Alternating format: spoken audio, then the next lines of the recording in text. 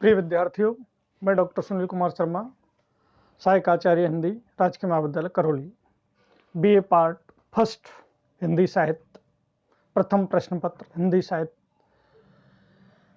का इतिहास और भक्तिकालीन साहित्य। पूर्व कक्षा में मैंने आपको हिंदी साहित्य के इतिहास का जो आधारभूत उसकी सामग्री है, काल विभाजन, इतिहास के काल के आधार, विभाजन के आधार, हिंदी साहित्य के प्रमुख जो इतिहास ग्रंथ और साथ ही साथ हिंदी साहित्य के इतिहास का काल विभाजन, प्रमुख कवि, प्रथम रचना और सिद्ध साहित्य, इस पर अब तक मैंने अपना विचार फोकस किया। आज सिद्ध साहित्य के बारे में संक्षिप्त जानकारी कल हमने प्राप्त की कि सिद्ध बौद्ध धर्म की वज्रयान शाखा से निकले हुए थे और इनका काम था वज्रयान का प्रचार और प्रसार करना। जनभाषा में इन्होंने अपने साहित्य लिखा था। सिद्ध साहित्य जो है उसमें 84 सिद्धों की संख्या मानी गई है, स्वीकार की गई है इतिहासकारों के द्वारा। श्री पर्वत सिद्धों का प्रधान केंद्र माना गया है। यहीं पर मंजूश्री और मूल कल्प नामक ग्रंथों की रचना श्री पर्वत पर ही की गई थी। सिद्ध जो थे उनके बारे में कहा जाता है कि वो प्राय अशिक्षित लोग थे। इस प्रकार से उन्होंने दोहा, चौपाई और चर्या गीत आदि छंदों में ही अपनी रचनाएं लिखी हैं। आज इस कक्षा में मैं आपको सिद्ध साहित्य की सामान्य प्रवृत्तियां कौन सी हैं और इससे संबंधित एक लघुत्तरात्मक प्रश्न हमेशा परीक्षाओं में पूछा जाता है, चाहे वो सिद्ध साहित्य के ऊपर हो, नाथ साहित्य के ऊपर या फिर जैन साहित्य के ऊपर, किसी में से भी वो प्रश्न आपकी परीक्षा में आ सकता है। एक लघुत्तरात्मक प्रश्न बनता है। तो सिद्ध साहित्य की प्रमुख प्रवृत्तियां, पहली प्रवृत्तियां, प्रत्येक तांत्रिक संप्रदाय में देवता, मंत्र और तत्व दर्शन की पारिभाषिक शब्दावली भिन्न भिन्न है। अर्थात सिद्ध संप्रदाय को तांत्रिक संप्रदाय के रूप में हमारे यहाँ मान्यता प्रदान की गई है। तो प्रत्येक संप्रदाय में जो देवता है उस देवता का अलग मंत्र होगा, तत्व दर्शन की उसकी शब्दावली भिन्न है और साधना पद्धति सबकी एक जैसी है, समान है, उसमें कोई भेद नहीं है। दूसरी विशेषता है, तांत्रिक संप्रदायों की साधना पद्धति में शिव और शक्ति की युगबद्धता और उनकी मिथुनात्मक व्याख्या मिलती है।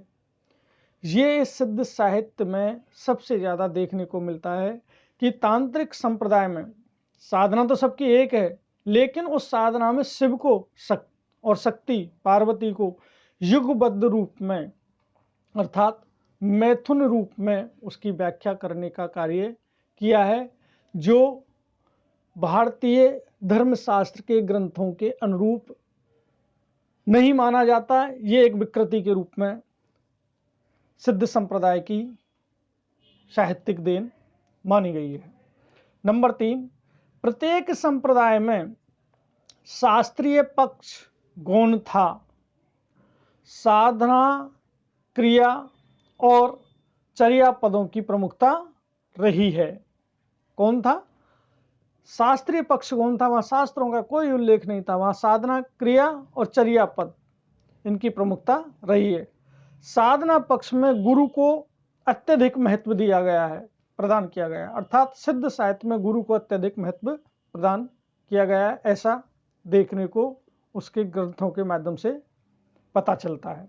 नंबर 4, तांत्रिक साधना में जाति, पाति और वर्ण भेद की निंदा की गई है।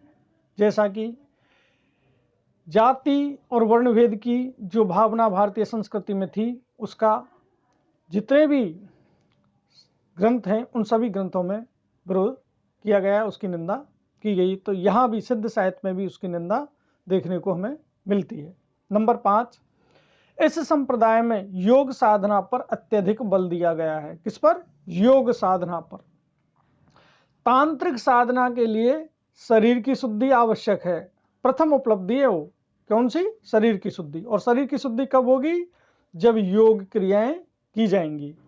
ब्रह्मांड में जो शिव और शक्ति है, अर्थात ब्रह्मांड जो है उसमें शिव और शक्ति है, शरीर में वही सहस्त्रधार और कुंडलिनी इस सिद्ध साहित्य के संतों ने स्वीकार की है।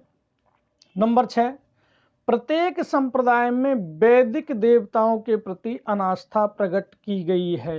वैदिक देवता अर्थात वेदों में जो देवताओं का उल्लेख किया है उसके विपरीत सिद्ध संप्रदाय में उनके प्रति अनास्था व्यक्त करते हुए लोक देवताओं और उनकी असंस्कृत पूजन विधि को महत्व दिया गया। अर्थात लोक देवताओं को और उनकी पूजा पद्धति को इसमें स्वीकार किया गया है। यहाँ वैदिक देवताओं को, इंद्र वरुण आदि देवताओं की, बृहस्पति, इन सब की उपेक्षा की गई है, उनके प्रति अनास्था प्रकट की गई है। अर्थात वेदों के विरुद्ध चलने का जो बौद्ध धर्म का भाव था वो भाव इस सिद्ध साहित्य में देखने को मिलता है।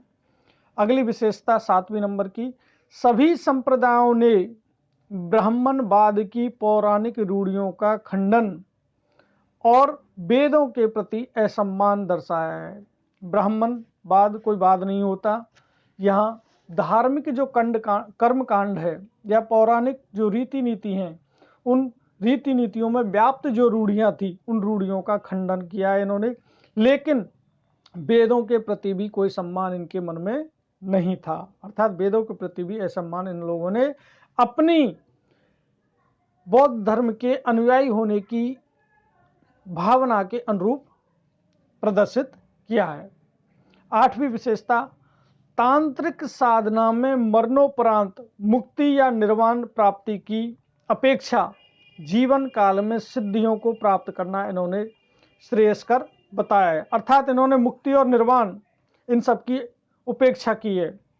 उन्होंने कहा है कि मुक्ति और निर्वाण मरने के बाद मिलती है, इसका कोई आधार नहीं है। इसलिए उन्होंने कहा है कि मनुष्य अपने जीवन काल में जितनी ज़्यादा सिद्धियों को प्राप्त करेगा वो उतना ही श्रेष्ठ होगा और उतना ही मुक्ति के समीप पहुँचेगा। ऐसी इनकी एक अवधारणा रही है। अगला है अंतिम विशेषता, चर्या पद का संबंध मंत्रों एवं तंत्रों की व्याख्या से लिया गया है। इनके जो चर्या पद जो इन्होंने छंद में लिखे हैं वो सब मंत्र और तंत्र की व्याख्या से युक्त थे, और इसी कारण से सिद्ध साहित्य की वज्रयान शाखा का समापन भी हो जाता है। क्योंकि यहाँ जो दूसरी विशेषता मैंने बताई है, शिव और शक्ति की युगबद्धता और उनकी मिथुनात्मक व्याख्या मिलती है।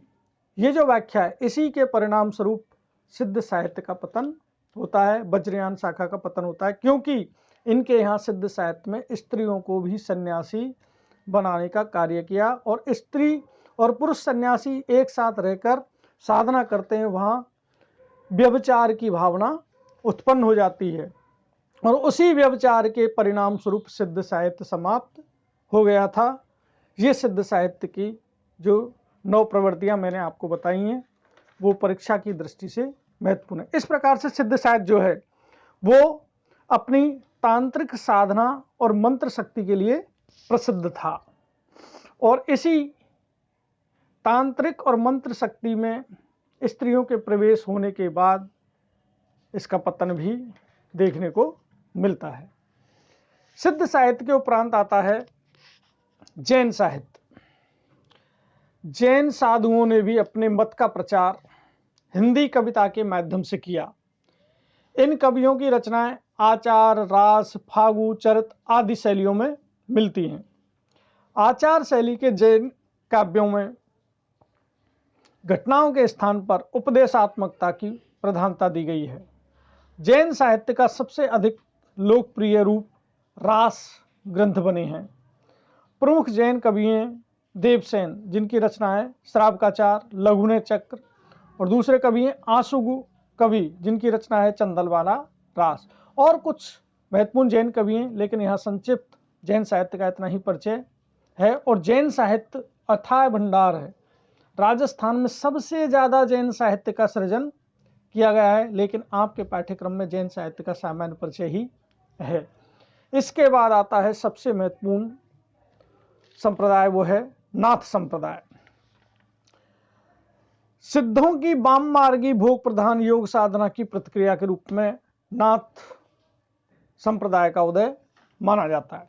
अभी मैंने बताया था ना आपको, सिद्ध साहित्य में जो वाम मार्गी शाखा थी, वामाचार शाखा थी, उस वामाचार शाखा में स्त्री और पुरुष साधु सन्यासी एक साथ रहने लगे, तो उनमें भोग की भावना, व्यभिचार की भावना उत्पन्न होने लगी थी, और इसी की परिणति समाज में व्यभिचार के रूप में होने लगी, अर्थात साधु सन्यासियों पर अविश्वास हो गया था।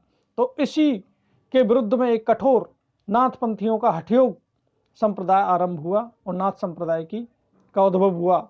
उसी में सिद्ध संप्रदाय में जो ऐसे अच्छे साधु थे, जो लंगोटी के पक्के साधु थे, उन लोगों ने उस सिद्ध साहित्य का बहिष्कार करके एक अलग से अपना पंथ, नाथ पंथ के रूप में स्थापित किया, और उनके यहाँ नारी का निषेध था। तो इस प्रकार से उन्होंने अपने यहाँ एक अलग नाथ संप्रदाय की स्थापना करके और भोग प्रधान जो साधना है, उस साधना को हटाकर योग की साधनाओं को और हठ योग की साधना को महत्व दिया। नाथ संप्रदाय के ऊपर सबसे अधिक जो कार्य है वो डॉक्टर हजारी प्रसाद द्विवेदी ने किया है। नाथ पंथ या नाथ संप्रदाय, योग मार्ग, अवधूत मत आदि नाम भी इसके प्रसिद्ध हैं। नाथ पंथ में सबसे प्रसिद्ध हुए गोरखनाथ नाथ साहित्य के आरंभकर्ता के रूप में भी माने जाते हैं। वे सिद्ध मत्स्येंद्रनाथ के शिष्य थे। किसके? सिद्ध मत्स्येंद्रनाथ के शिष्य थे, किंतु उन्होंने सिद्धों के वाम मार्ग का क्या किया? विरोध किया था। गोरखपंथी साहित्य के अनुसार आदिनाथ स्वयं भगवान शिव हैं। गोरखनाथ ने अपनी रचनाओं में गुरु महिमा, इंद्रिय निग्रह, प्राण साधना, वैराग्य, मन साधना, कुंडलिनी जागरण, शून्य समाधि आदि का वर्णन किया है। मन साधना से तात्पर्य मन को संसार से खींचकर अंतकरण की ओर उन्मुख कर देना, अर्थात मन जो है उसको संसार की जितनी भी आसक्ति प्रदान करने वाले धर्म है इनसे दूर करके अंतकरण अर्थात हृदय की ओर ही मोड़ देना, उन्मुख कर देना, अर्थात ब्रह्म के प्रति मोड़ देना। मन की जो स्वाभाविक गति है ब्रह्म जगत की ओर, उस ब्रह्म जगत की ओर उससे हटाना और उसे पलटकर अंतर जगत की ओर करना ही मन की साधना की कसौटी कहा जाता है। यही उलटने की क्रिया उलटवासियों का आधार बनी है। विशेष अपने सिद्धांतों की मीमांसा नाथपंथियों ने जनभाषा के आश्रय से साखियों और पदों में की है। नाथ साहित्य में नीति, आचार, संयम, योग आदि प्रधान विषय के रूप में लिया गया है। हठ योगियों के सिद्धांत पद्धति ग्रंथ के अनुसार है का अर्थ है सूर्य और ठे का अर्थ है चंद्र। इन दोनों के योग से हठ योग बनता है या इसे हठ योग कहते हैं। गोरखनाथ ने ही 6 चक्रों वाला, 6 माने 6 चक्रों वाला योग मार्ग हिंदी साहित्य में चलाया था। इस मार्ग में विश्वास करने वाला हठ योगी साधना द्वारा शरीर और मन को शुद्ध करके शून्य में समाधि लगाता था और वही ब्रह्म का साक्षात्कार करता था। गोरखनाथ ने कहा है कि धीर वह है, धैर्यवान वह है जिसका चित्त विकार साधन होने पर भी विकृत नहीं होता, अर्थात धैर्यवान व्यक्ति वो है जिसके पास सब कुछ भोग की वस्तुएं होते हुए भी वह भोग की ओर उन्मुख नहीं होता, अर्थात उसके मन में विकृति उत्पन्न नहीं हो सकती, अर्थात वही व्यक्ति धीर कहलाता है। नाथ संप्रदाय के प्रमुख कवियों में नवनाथ का नाम लिया जाता है, अर्थात नाथ संप्रदाय 9 नाथों के आधार पर प्रसिद्ध हुआ था। इनमें चौरंगीनाथ, गोपीनाथ, चुनकरनाथ, भरथरी, जलंधरी पाव आदि प्रसिद्ध हुए। तो इस प्रकार से नाथ संप्रदाय अपने हठ योग साधना के आधार पर नीति, आचार और संयम और योग की साधना के आधार पर हिंदी साहित्य में अमूल्य योगदान प्रदान करता है। उसके बाद आता है पाली साहित्य।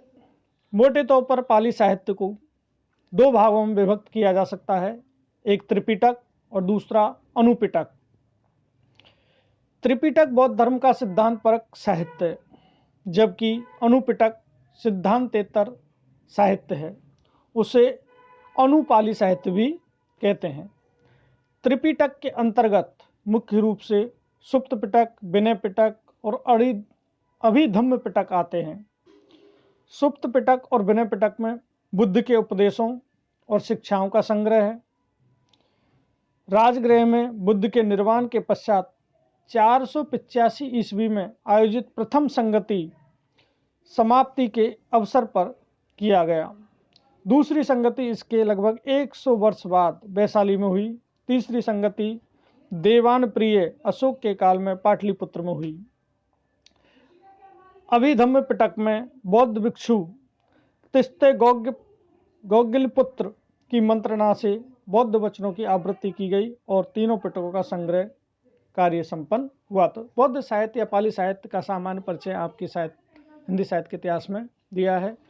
तो इस प्रकार से हिंदी साहित्य के इतिहास में जैन साहित्य, नाथ साहित्य और पाली साहित्य, इनका प्रमुख रूप से आदिकालीन साहित्यिक कृतियों के रूप में योगदान रहा है। और हिंदी साहित्य का आदिकाल में विशेष रूप से नाथ संप्रदाय और जैन संप्रदाय का योगदान देखने को मिलता है और जैन साहित्य की बहुत सी कृतियां प्रसिद्धि को प्राप्त हुई हैं। आज बस इतना ही। धन्यवाद।